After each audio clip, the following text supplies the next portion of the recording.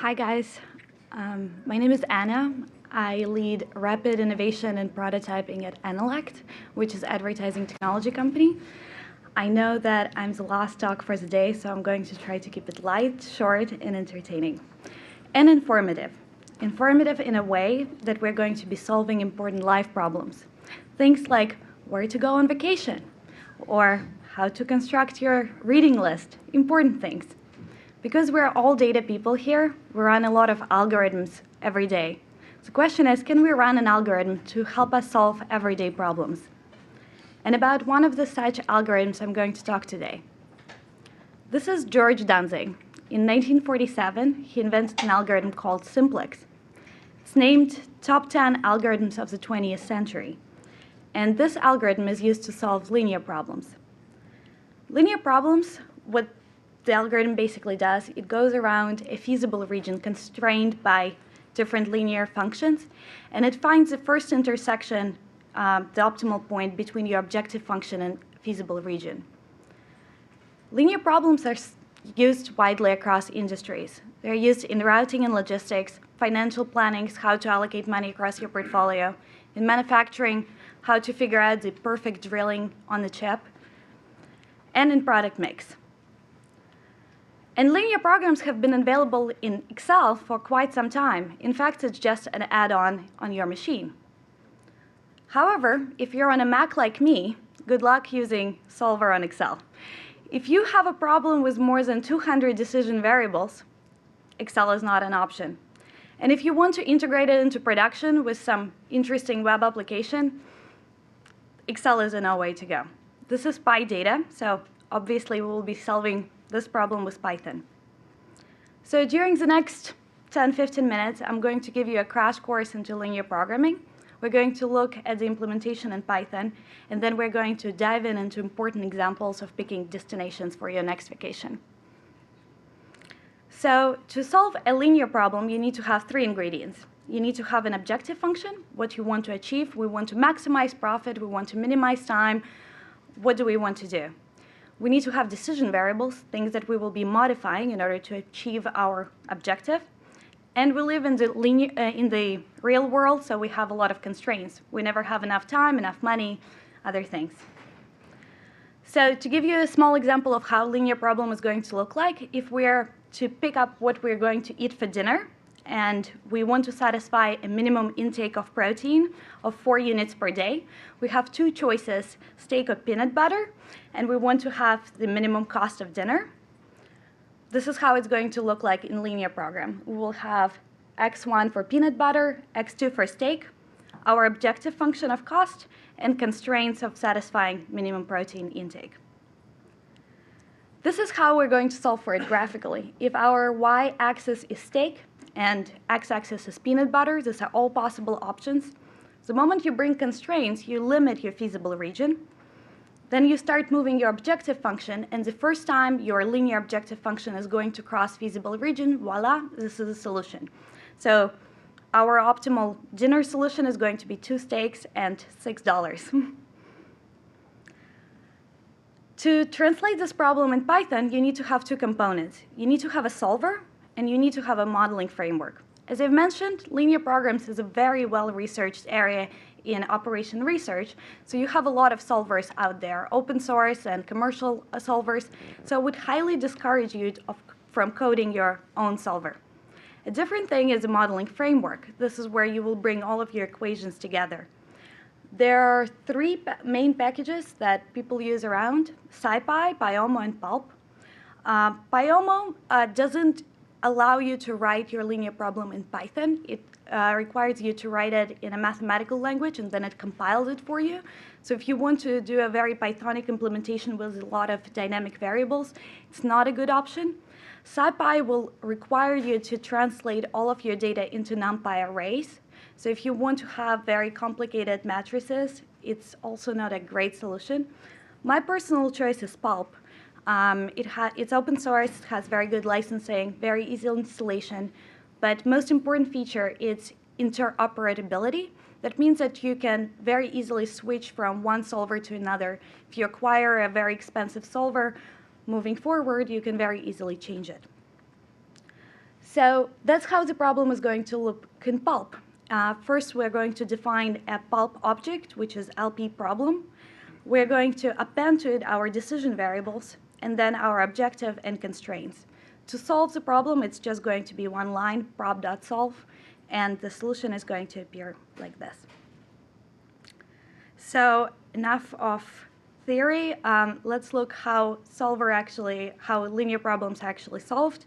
If you want to follow along, I put 2 IPython notebooks on GitHub. So where to go on vacation? There's so many options out there. You have so many deal websites. But the problem is that we want to keep our costs down. We also have a limited number of days that we can go on vacation. So for this example, I scraped a data set from a website which is called theclimb.com. They offer you multiple packages from mountain biking in Peru to climbing base camp of Everest. The data set looks like this. We're going to have destinations, duration of the trip, the cost of the trip, and a short description of what our vacation is going to be. If we are plotting the data set, the packages vary from somewhere from 2 days to up to 2 weeks, and the cost will be from $200 to $3,500. Coding this problem in pulp, we're going to first create our LP problem. We're going to specify if it's a minimization problem or a maximization. In our case, we're keeping budget down. And the data set is loaded as a pandas data frame, so we're going to loop through the data set, and for every row, we're going to create a decision variable and append it into a decision variable array. Our objective function will be multiplying every decision variable by the cost of the trip, and that's what we will be minimizing. And then constraints. Whatever we pick, we want to have all of our decisions to be equal to 10 days, and we can go overboard. If you have more than 10 to 20 decision variables, your objective functions and your constraints become extremely big. So pulp has this very nice function of exporting your problem into a file with .lp extension, where you can get a very good overview of how your function is going to look like. So this is our problem defined, every decision variable multiplied by cost. Subjects to constraint, whatever we pick should be equal to 10, and the list of our decision variables. We do prob.solve and assert that we reached the optimal decision making, and we want to print out what the final cost is. So our vacation for 10 days is going to cost us only $762, which is really not bad. And then no matter which modeling framework you're using, they're going to give you this very cumbersome list, and you have to scroll and figure out, okay, what my decision 24 was. So I just wrote a small parser that is going to loop again through decision variables and put it very neatly into a data frame. So the final decision, where we're going on vacation, we're going to go to Oregon for about 6 days and to Maine. Under $762 for 10 days, I think it's really not bad. Another problem that I want to show you is how to pick a reading list. And sorry, there's... Can I ask a clarification question? Yeah. So you're trying to find the collection of vacations that together would give you 10 days of total duration with the lowest cost. Exactly. Right. Yes, that's the problem. And you can do a lot of variations on it in case if you have some destination in mind, for example, but you want to keep the cost down, you can put it as a constraint. So the good part about linear problem is it's really up to you and up to your creativity. As long as you follow the rules and construct the equations, it can be a different problem every time. You could say Maine has to be one of the destinations. Exactly. If you want Maine on destinations for sure, but just keep my cost down, it can be one of your constraints. For reading list problem, I don't know about you guys, but every year I promise to myself that I'm going to read more. With my friends, we coded a problem where we maximize for the number of books. The problem is that we all have limited number of days that we can dedicate to reading books. Our reading speed is a constraint. And to go through this problem, I scraped Goodreads that provides a list of New York Times bestsellers. It gives you a very neat data set where you get the author of the book, the name, and the number of pages. Again, it's a pandas data frame.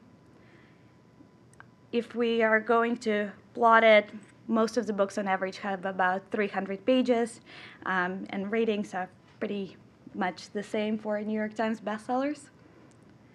In a similar fashion, we're going to first define an object. We're going to specify that it's an LP maximize problem. Again, we're going to loop through the decision through every row and assign every book as a decision variable. I think I didn't mention, but Pulp allows you to specify the lower bound and the upper bound, and it gives you an option to transform your linear problem into integer problem. That means that every decision variable is going to be binary. Then we're going to parse through the books, and we want to, whatever number of books that we want to pick, we want to achieve the maximum number. And our constraint is that we only have 5 hours per day to read, and we can read at most 60 pages per hour. That's at least my speed. If you have another one, feel free to modify.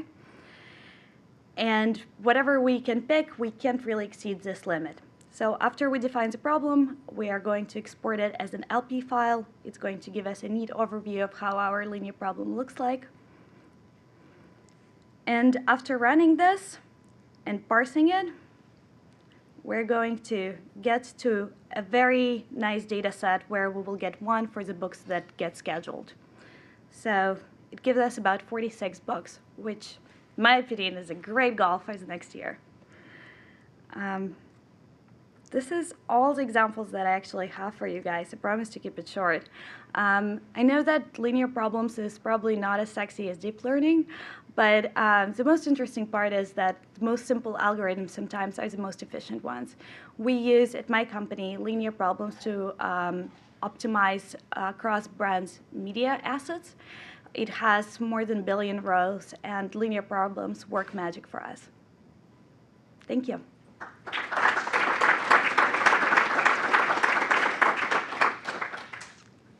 Do you guys have any questions? Or can we go and start drinking? Hi. So do you just have like one computer doing this linear optimization across billions of rows and hundreds of Yes. variables? It's actually in Pulp. It runs under 0.17 seconds for about 14 million rows of media across 30 brands. So you get about a matrix with 30 brands and 14 million media assets for them, and 0.17 seconds done. So how sparse is that, and which solver are you using? We're using GULP, that's the solvers that we used, and it's dense, so it's fully populated. It really depends. I think your performance is going to depend on how many constraints you have. If you have a feasible region big enough, it figures it out pretty fast. If you have a lot of constraints, if you're saying, okay, these brands cannot play with this, or if we're looking at the destinations, if you will give it a lot of constraints, then it takes more time to think about it.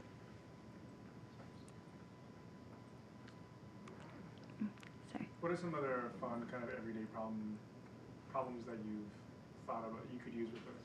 So funny that you asked. I talked about this in Portland, and after this, a couple of people coded with linear programming brewery visits in Portland. So they did the traveling salesman problem, where they took into account the distance and the times that it takes.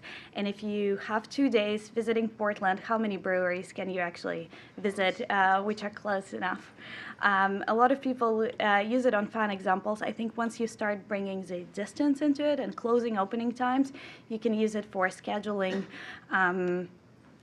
how many museums you want to visit when you're traveling, or covering all of the landmarks. Grocery store lists can be a very useful problem to solve with linear programming. If there is no solution, how does Pulp handle that? That's where you do the assert. If you assert for your solution, it's just one line here. When you say, did you achieve an optimal result, is just going to tell you no solution has been found. And that's a relatively fast. Yes, exactly. It's going to speed it immediately. If the general time that it takes to solve your problem is pretty fast, it's going to tell you immediately, I have not found the solution.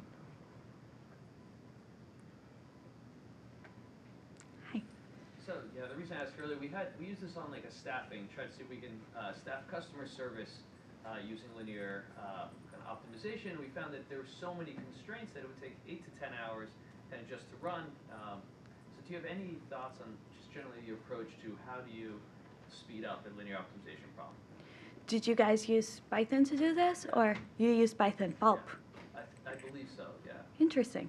I think my first thing would be how can you restructure a data set? If I can, instead of putting it into constraints, if I can redefine an objective function, it will save so much more time. So instead of putting this into constraint, try already pre-calculate things and just feed it a different data set. So if you can solve for constraints beforehand. I know this is a scheduling problem. We used it for this as well, but I used Excel for that a long time ago.